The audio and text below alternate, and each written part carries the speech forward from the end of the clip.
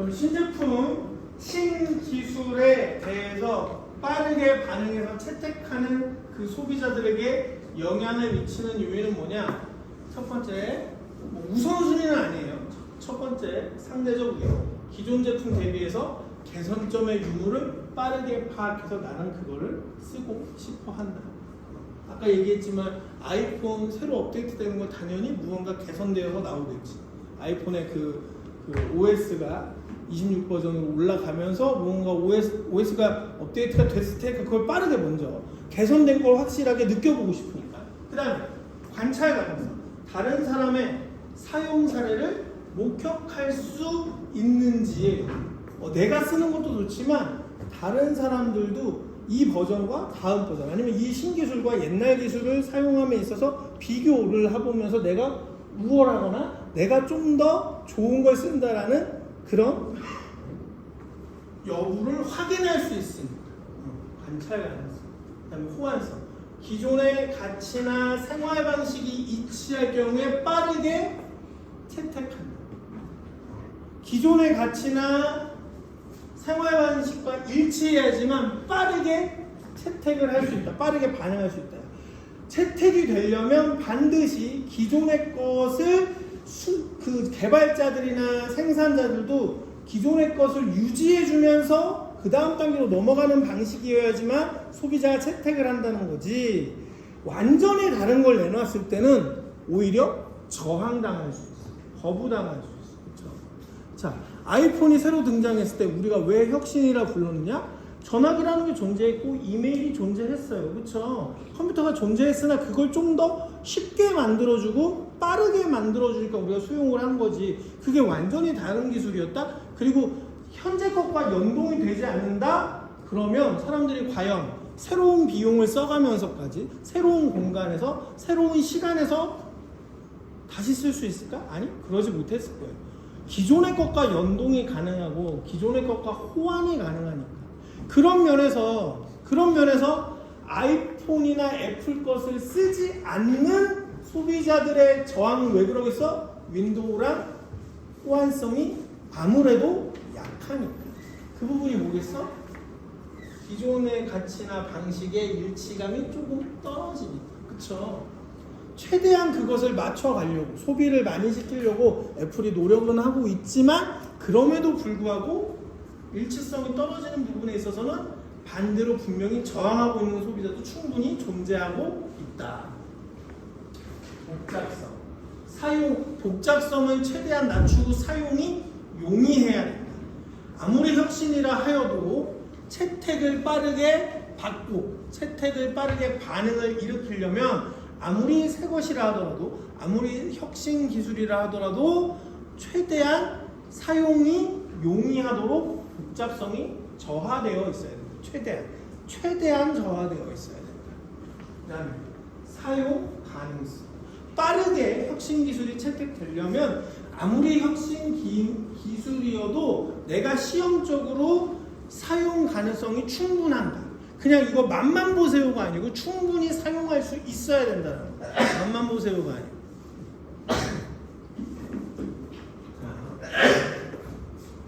그래서 이런 5가지 요소가 영향을 미친다, 채택에. 그럼 두 번째, 저항.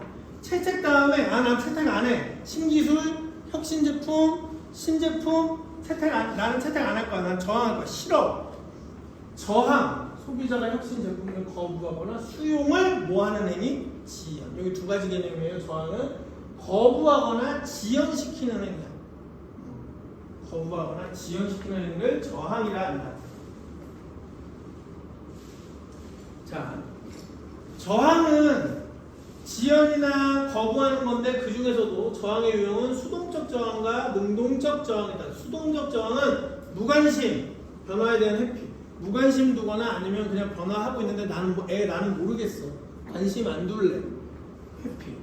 능동적 저항은 제품 또는 기술에 대한 이해를 충분히 하고 있어서. 자, 수동적 저항은 그 기술이나 그 제품에 대해서 이해하지 않아. 그냥 싫은 거야. 나 안 할 거야. 근데 능동적 저항은 충분히 그 기술 이해했는데 이해했음에도 불구하고 아니 어떠한 특정한 사유 때문에 나는 안 쓰겠어 라고 명확히 자신의 의도를 내비치는 거야. 그게 능동적 저항이다. 그러면 이렇게 저항을 만들어내는 요인은 무엇이냐? 첫 번째, 아까 반대로 채택과 반대로 얘기하자면 너무 복잡한 경우, 너무 복잡한 경우, 기능적으로. 그래서 기능적 장벽, 너무 사용하는 방법이 너무 복잡하다. 그럴 경우에 저항을 받는다. 그 다음에 그걸 잘 사용하기 위해서 공부를 해야 돼. 너무 공부해야 돼. 그러면 사용하지 못하게 되겠지. 아주 여러분 태어나기 전으로 돌아가 볼까요? 선생님은 여러분들이 지금 마우스 가지고 윈도우나 애플의 iOS를 클릭해서 쓰죠. 근데 선생님 초등학교 6학년 때까지다. 6학년 때까지 일일이 코드를 집어넣는 도스라는 걸 사용했어요. C:\에 땡땡 쳐갖고 명령어 다 집어넣고 알파벳으로. 영어도 모르는데 그거 외워갖고 달달. 영어 배우기도 전에 선생님 시대에는 초등학교 때 영어 안 배웠으니까. 초등학교 4, 5, 6, 6학년 때 컴퓨터학원 가잖아요. 그럼 C:\에 어쩌고저쩌고 저장 뭐 누르고 막 이런 식으로 다 코드를 넣어야지만 사용할 수 있는 컴퓨터를 썼어. 그러니 컴퓨터를 배우고자 하는 사람 아니면 이용하고자 하는 사람들의 기능적 저항이 너무 강해. 배울 수 있는 사람, 못 배우는 사람, 아니면 하고 싶은 사람, 안 하는 사람이 많아져. 근데 윈도우가 클릭하는 걸로 딱 개발돼서 컴퓨터에 들어가자마자 사람들이 굳이 전자제품처럼 컴퓨터를 일일이 명령어 체계나 C 언어를 배우지 않아도 그냥 클릭만 하면 쓸 수 있어요. 60대 할아버지도 영어 몰라도 할 수 있어요. 기능적 장벽을 없애려고. 그래서 모든 제품들을, 서비스를 개발하는 일반적인 소비재를 개발하는 회사들은, 소비재를 개발하고 생산하고 판매하는 회사들은 특히나 이 기능적 장벽을 없애려고 노력한다. 그래서 애플의 스티브 잡스나 지금의 CEO가 제일 강조하는 게 뭐예요? 항상 아이폰에서 직관성. 누구나 사용 매뉴얼 없이도 아이콘과 텍스트만 보면 빠르게 사용할 수 있도록 하겠다. 그게 장벽을 낮춰주니까 훨씬 더 좋겠죠. 그다음 성능의 불확실성이 저항 요인으로 작용한다. 신기술이라는 걸 알겠는데 그게 과연 전에 쓰던 것보다 더 좋을진 모르겠어. 그래서 안 쓸 거야 아직. 그게 성능의 불확실성. 그 다음에 또 저항 요인으로 경제적 장벽, 가격, 소비자가 지불해야 되는 가격, 투자 대비 효익에 대한, 내가 지불한 만큼 과연 이게 됩니까?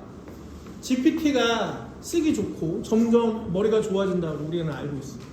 근데 여러분들은 과연 $20를 매달 내면서 그걸 쓸 가치가 있을까? 나를 생각해보면 또 안 쓸 수도 있어요. 선생님은 전문적으로 사용을 하니까 $20 정도는 쓸 수 있을 것 같아요. 근데 새롭게 나온 그 영상 만드는 패키지까지, 소라라는 기능까지 들어간 걸 굳이 $200를 한 달에 내가면서 쓸 필요가 있을까? 또 아닐 수도 있어요. 그렇죠? 내가 어떤 걸 어떻게 쓰느냐에 따라서 투자 대비 효익에 대한 의심이 더 정확한 표현이겠죠. 그냥 단순하게 가격이 비싸다기보다는 이 기술을, 이 돈을 내고 지금 쓰는 게 나한테 남는 게 있을까? 쉬운 얘기로 남는 게 있을까? 그것 때문에 저항이 생깁니다. 심리적 저항. 내 정체성과 맞지 않거나 아니면 신뢰성, 그냥 심리적으로 사고적으로 신뢰가 부족해서 신기술은 바로 쓰는 거 아니야. 나중에 또 버그 생기면 그거 고치느라 그것도 시간과 돈이 들어가니까 우선은 신기술 안 쓸 거야 라는 심리적 장벽. 요즘 우리나라 소비자들이 굉장히 스마트해져서요. 예전에는 신제품이 나왔다 그럼 바로바로 썼어요. 근데 지켜보죠.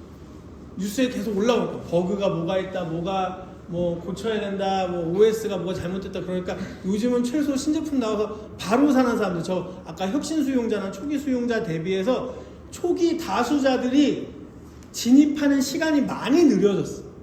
기술이 점점 하이테크 기술이 점점점 수준이 높아지니까 솔직히 개발자들도 생산자들도요, 이 소비자가 원하는 시간 내에 새로운 기술이나 새로운 신제품, 새로운 제품이나 서비스를 개발하는데 사실 시간이 많이 걸려. 근데 소비자는 빨리 새거 안 내주세요? 빨리 새거 안 내주세요 하니까 기술이 지난 년도 기술에 비해서 월등히 좋아지지도 않았는데 계속 신제품을 어떻게든 내보내고 있죠. 그래서 사이클을 자기네들이 우리한테 적응시키죠. 1년에 한 번은 디자인만 바꾸고 그 다음에 성능 바꾸고 1년에 한 번은 디자인 바꾸고 또 그 다음에는 성능 바꾸고 이런 식으로 그러면은 사실상 중요한 건 사실 성능과 기능인데 성능 기능을 바꾸는 게 사이클이 어떻게 돼? 2년이 되는 거야. 그래서 시간을 벌잖아요. 이건 마케팅적인 요소예요. 1년마다 성능과 기능을 단번에 개선하기가 너무 힘들어 사실. 그 기술 수준이 너무 높아졌고 소비자 요구 수준이 너무 높아졌으니까 그러한 장벽을 낮추려고 마케터들이 만들어낸 사이클이야. 디자인만 바꾸자. 올해는 홀수년엔 디자인, 짝수년엔 성능, 홀수년엔 디자인, 짝수년엔 성능. 이런 식으로 하면은 성능과 기능을 혁신시킬 시간을 충분히 벌 수 있습니다. 그럼에도 불구하고 이제는 그것도 모자라요. 너무 하이테크 기술이 되니까 그 성능 기술을 빠르게 뛰어넘는데, 그러니까 이건 뭐냐? 기술은 존재해요. 새로운 기술 만들었으나 소비자가 체감할 정도의 성능 기능을 다시 넣어주는데 예전에는 1년이면 됐어. 근데 그러다가 어느새 2년 정도가 걸렸어요. 근데 이제는 되게 힘들어. 3년, 4년이 돼도 소비자가 체감할 정도의 차이를 제공하기에는 이제는 3년, 4년도 어려워졌다. 그게 고스란히 스마트폰 소비 행태에 나타납니다. 선생님이 지난번에 한번 얘기했던 것 같은데요. 처음 스마트폰이 보급되던 2010년도, 11년도, 12년도만 하더라도 한 2015년도, 16년도까지는 스마트폰의 교체 주기가 1년에 한 번이었어. 소비자들도 너무 빠르게 완전히 확 변하니까 새 폰을 안 사면 속도가 너무 느리거든. 그때만 하더라도 심지어 2G, 3G, 4G까지 빠르게 통신 주격도 바뀌고 있으니까 스마트폰을 바꾸지 않으면 내 폰이 너무 상대적으로 느려지거든. 그래서 스마트폰을 1년에 한 번씩 바꾼단 말이에요. 근데 2010년 중반을 넘어서면서 소비자들이 2년에 한 번 주기로 바꾸는 걸로 바뀝니다. 보편적으로. 왜? 속도는 이제 따라잡은 거야. 다른 걸 바꿔도 큰 차이를 못 느끼게 해서 체감할 정도의 속도 차이는 못 느껴. 다만 카메라의 성능이나 다양한 부수적 기능들이 좀 더 높아지니까 그것 때문에 한 2년에 한 번. 근데 쓰는데, 통화하는데, 메시지 보내는데, 인터넷 검색하는 거 정도로는 큰 차이를 못 느끼니까 2년에 한 번 정도로 바뀌는 거야. 그러다가 이제는 몇 년이라고 그래? 4년. 지금은 평균 4년이라고 그래. 평균. 그래서 핸드폰 회사들이 어떻게 해요? 팔아야지 돈을 버는데 4년에 한 번이면 너무 안 팔리는 거 아니야. 그러니까 리스 방법을 도입하거나 아니면 보상 판매 방법을 도입하거나 여러 가지 마케팅 또 방법을 써서 조금이라도 교체를 빠르게 할 수 있도록 촉진을 시키죠. 그렇죠? 그다음에 사회적 장벽, 주변 사람들의 시선이나 집단 내 수용성 부족. 선생님이 맥북을 처음 쓴 게 2008년인가 그랬거든요. 우리나라에 이렇게 막 애플이 퍼지기도 전에, 아주 옛날에는 간간히 선생님 초등학교, 중학교 때 애플 맥킨토시 쓰는 선배들이 있었어요. 그 동네에. 그런데 그때는 그렇다 치고 이제 PC가 이렇게 보급되기 전이니까. 그러다가 PC가 완전히 보급 끝나고 대학교에서 과제라던가 연구를 할 때 반드시 모든 학문 분야가 당연히 컴퓨터를 쓸 때. 그때가 이제 2000년도부터예요. 선생님 딱 대학교 입학했을 때부터. 그랬는데 그때 만약에 맥킨토시를 쓴다, 맥을 쓴다 그러면 이상하게 봤어요. 굳이 왜 그걸 쓰냐. 그럼에도 그게 한 아이폰이 이렇게 보급되기 전에 2010년도에도 마찬가지였어요. 그거는 선생님 대학원 와서 느끼고 있었거든요. 내가 혼자 맥을 쓰고 있으면 그 맥북을 쓰고 있으면 그거 어디 호환성도 없는 걸 왜 쓰냐고 그래. 근데 지금은 전혀. 그리고 그때 당시에 애플 제품을 쓰면 왠지 이것 때문에, 집단 내 수용성 부족 때문에 선생님 노트북 2개 들고 다녔어요. 연구실에서는 윈도우 쓰다가 나 혼자 집에서 쓸 때는 맥북 쓰고 밖에서는 나 혼자 맥북 쓰고, 그래서 메일로 보내서 지금처럼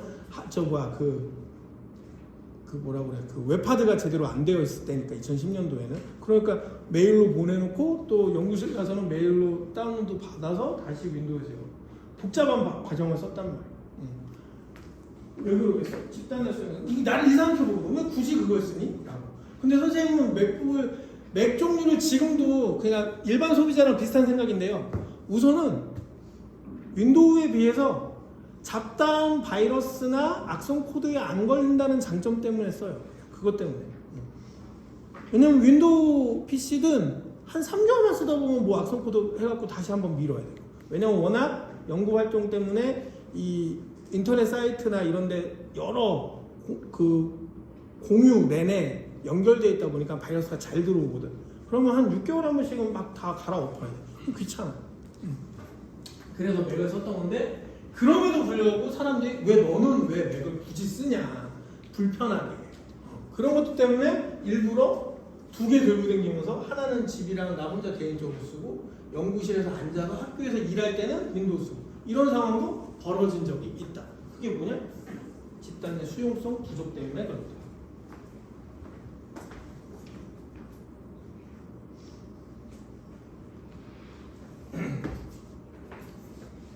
자, 그 다음 그럼 세 번째 확산. 자, 사회 전체 또는 특정 집단 내에서 혁신이 완전히 전파되어서 일반화되는 현상을 확산이라 합니다. 확산. 일반화되는 현상. 중요한 키워드는 일반화예요. 보편화, 일반화. 자, 그럼 확산하게 되는 요인은 무엇이냐? 커뮤니케이션 채널, 여러 가지 유튜브나 SNS 등등을 통해서 입소문이라고 미디어를 통해서 여러 사람들이 다 쓰고 있으니 나도 쓰겠다가 돼야지. 그러니까 즉 초기 다수자, 후기 다수자까지 왔을 때를 확산이라고 볼 수 있겠죠. 초기 다수자, 후기 다수자. 자, 시간, 제품 수용까지 기간 및 채택 속도가 이제 빠르게 일어납니다. 그리고 사실 규범 가치 사회 구조 및 소비자 집단 성격에 이제 적합하다고 판단이 끝난 거야. 아, 이건 쓸만해. 아까 선생님이 과거에는 연구실에서 맥을 쓰면 이상한 사람 취급받았다고 했잖아요. 근데 지금은 문제가 없어. 전혀 뭐야? 우리 규범 가치 사회 구조 내에서 집단의 성격들이 일치화됐다라고 인정해 준 거야. 확산의 특징. 그래서 확산 단계 인지, 관심, 평가, 시도, 채택. 자, 먼저 이제 확산은 뭐야? 초기 다수자나 후기 다수자. 그러니까 즉 이미 얼리 어댑터 같은 사람들이 쓰는 걸 다 봤어. 뭐야? 그 사람들을 보면서 인지하게 되는 거지. 그치? 그리고 나서 그렇게 많이 써? 나도 그게 뭔지 한번 제대로 볼까 하면 관심을 갖게. 관심을 갖고 나서 그걸 실제로 맛보기를 했더니 괜찮은데 평가를 하는 거죠. 그리고 나서 나도 한번 써보자. 나서 아니면 매장에 가서 한번 더 만져본다든가. 그렇게 해서 시도를 해보고 나서 오케이, 이거는 보편화되는 게 맞구나, 이건 돈 주고 살만하구나, 이제 내가 이걸 앞으로 계속 써야지가 이제 채택의 어댑션, 채택의 단계에 들어가게 됩니다. 자, 그래서 실제 사례로 요즘 걸 좀 얘기를 해보죠. 아까도 설명했지만 GPT 생성형 얘기죠. 자, 우선은 지금 GPT를 가장 많이 쓰는 사람은 선생님 같은 연구자들이에요. 너무 많은 자료들을 그동안에는 한 1년 걸려서 모으던 자료들을요, GPT를 쓰잖아요. 지시어를 잘 넣고 명령어를 잘만 계산하면은 1년 동안 모아서 분석하던 자료들을 GPT가 아무리 오래 걸려도 1시간 내면 다 끝내줘요. 그래서 우선 빠르게 쓰는데 이용하고자 채택을 빠르게 하는 사람은 대체로 학습이나 업무 콘텐츠 제작에 주로 많이 빠르게 채택해서 쓰고 있죠. 근데 저항하는 사람들은 뭐냐? 요즘에 뉴스에 계속 나오고 있지만 정확성, 선생님도 정확성을 불신해서 몇 번을 더블 체킹해요. GPT한테 또는 AI 플랫폼에서 수집한 자료들을 몇 번씩 더블 체킹해서 이게 맞는지 안 맞는지를 확인합니다. 왜냐면 거짓말을 너무 많이 해요. 그 거짓말의 이유가 뭐냐? 학습형 AI여서 세상에 존재하는 데이터를 다 봐요. 그러니까 거짓인 데이터까지 다 들여다봐. 근데 그걸 거짓이냐 진실이냐는 스스로 판단하지 않거든. 그냥 외우기만 하지. 그래서 그걸 다 섞어서 정보를 정리해서 내놨을 때 AI가 정확성이 떨어지는 가짜 내용을 내비칠 때가 돼. 근데 그래서 선생님이 예전에 한번 얘기했을 거야. 과제할 때 AI 함부로 쓰지 말라고. 여러분들은 그게 진실인지 거짓인지 판단할 수 있는 지식 수준이 아직 안 되어 있잖아. 그래서 레포트 쓸 때 참고 정도는 하고 자료 수집하는 데 있어서 속도를 빠르게 하는 건 좋지만 실제로 무언가 작성할 때 여러분들 수준 내에서는 아직 AI를 맹신하는 건 굉장히 위험하다. 자, 그 다음에 프라이버시 문제 다 들여다보고 있어요. 심지어 선생님이 GPT 선생님도 경험한 건데 뭐냐면 연구 자료 조사를 하는데 웹사이트 어디를 지정해주고 거기 들어가서 자료들을 다 보라고 그랬어요. 근데 아주 쉽게 봐요. 그 선생님들이 사용하는 연구 그 플랫폼들, 데이터 플랫폼들을 그 어드레스만 알려줬더니 잘 들어가서 봐. 근데 만약에 이게 진짜인지 아닌지 모르겠어요. 근데 그게 그 이제 고급형 AI 여러 가지 버전이 있잖아요. 고급형 AI 모델이 대화창을 열어두고 자기가 지금 뭘 하고 있는지 계속 알려주는 게 있어요. 옆에 창을 열어놓으면. 근데 선생님이 뭘 봤냐면 자 선생님 명령을 넣었어. 무슨 자료를 찾아달라고. 그랬더니 자료를 막 찾고 있어. 근데 옆에다가 어디 사이트에서 뭘 검색하고 있습니다. 그러면서 어디서 무슨 자료를 찾았습니다. 이 자료가 진실인지 아닌지 판단하고 있습니다. 하다가 다음 사이트로 넘어가는데 뭘 했냐면 얘가 이 사이트에 들어가기 위해서 가입을 해서 신용카드를 결제 중입니다라고 뜬 거야. 그게 진짜인지 아닌지는 모르겠어요. 근데 만약에 그런 능력도 있다 한다면 개인 정보를 보는 건 어려운 일도 아닐 거야. 어려운 일도 아닌 것 같아. 그게 진짜인지 아닌지 모르는데 책 중에 쭉 올라가는데 깜짝 놀랐거든.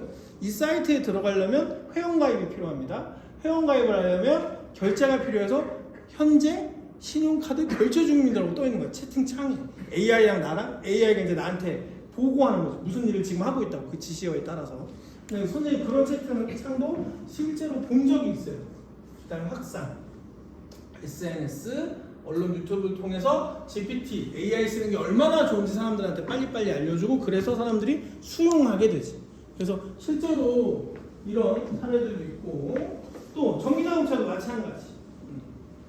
빠르게 채택한 사람들은 이 친환경 캠페인 가능하기 위해서 얼리어부터들은 빠르게 채택했겠죠. 하지만 저항하는 사람들도 아직은 왜? 충전 인프라가 부족해서 쓰기 싫어. 또는 높은 구매 비용, 자동차 가격이 같은 크기의 비슷한 옵션이 달린 차에 비해서 전기자동차가 보통 3분의 1배 비싸요. 30% 정도가 비싸. 그러니까 그렇게 비싼 차를 왜? 근데 그걸 사서 3분의 1이나 비싼 차를 30%나 일반 차량에 비해서 같은 크기, 같은 옵션, 같은 뭐 형태에 비해서 30%나 비싸지만 그거를 5년, 10년 이상 탄다고 했을 때 기름값이랑 환산해보면 거의 비슷한 것 같아요. 사실. 그러니까 결국에는 선생님은 비용적으로 계산해보니까 비용 차이는 크게 안 나요. 연료차를 싸게 사서 연료비가 많이 들 거냐, 전기차를 비싸게 사서 연료비를 줄일 거냐의 차이인데, 그럼 결국에 선택지는 이거예요. 선택을 결정하는 요인은 딱 하나야. 내가 친환경 차를 탈 거냐, 비친환경 차를 탈 거냐의 자기 만족 정도인 것 같아요. 지금 상황에서 현저하게 배터리를 생산하고 전기차를 만드는 데 있어서 생산 자체에서도 친환경을 완벽하게 하지 않는 이상 사실은 내 만족 정도밖에는 없다. 현재 상황에서. 선생님 실제로 전기차를 한 대 집에 가지고 있어서 선생님 와이프가 타고 다니는데 실제로 써보니까 그 비용적 차이는 현재로서는 없습니다. 전기차가 비싸지만 당장 타고 다니는 중간중간 연료비는 싸게 돼요. 소비자한테는 그거밖에 혜택 없어요, 사실. 그리고 기름차는 지금 선생님 기름차 타지만 같은 가격대에 기름차가 훨씬 저렴하지만 연료비가 많이 들어. 매주 들어가요. 그러면 5년, 10년 탄다고 했을 때 계산해보니 비슷해. 그래서 시간과 비용을 따지면 소비자한테 사실 지금 현재에서 아주 뛰어난 혜택은 별로 없다. 다만 내가 지구온난화, 기후온난화 등등에 대해서 내가 좀 더 노력할 거냐, 지구인으로서 그런 것들과 기업이 그러한 노력을 한다는 데 있어서 소비자한테 만족을 주는 거냐의 정도일 것 같아요. 지금 상황에서. 그다음에 자, 확산. 그래서 너무 비싸대 그랬더니 정부가 인센티브 주죠. 보통 뭐 지자체마다 다르지만 보통 한 차 가격에 뭐 쉽게 얘기해서는 뭐 지자체마다 정해져 있긴 하지만 6천만 원 이하의 전기차일 경우에 뭐 500만 원에서 많게는 1,000만 원까지 영업용으로 쓸 때는 뭐 그러면은 여기 높은 초기 구매 비용이라는 걸 상쇄시킬 수 있으니까 이 확산을 위해서 정부가 노력하고 있다. 그리고 브랜드들이 우리가 좀 더 친환경적이다라는 걸 내세워서 마케팅도 해서 잘 팔리도록 만들고 있다. 확산이 빠르게 안 되니까. 전기차를 만들기 위해서 수많은 투자 비용이 들어갔어요. 그동안에 우리가 자동차 산업을 일으키기 위해서 50년 동안 투자했던 비용이 지난 10년에 다 들어갔어요. 그만큼. 그럼에도 불구하고 시장 점유율이 전기차가 30%를 못 넘어가고 있단 말이야. 그러니까 마케팅 열심히 하고 또 유명한 사람들이 전기차 타고 다니면서 친환경이라는 캠페인을 하면서 뭔가 셀럽들이 하는 거에 대해서 소비자들이 반응하게 만들고 하는 마케팅들을 많이 하고 있죠. 이런 걸 보면 채택과 저항과 확산이 어떤 개념을 가지는지 충분히 이해할 수 있다. 맨 위로 올라갑니다.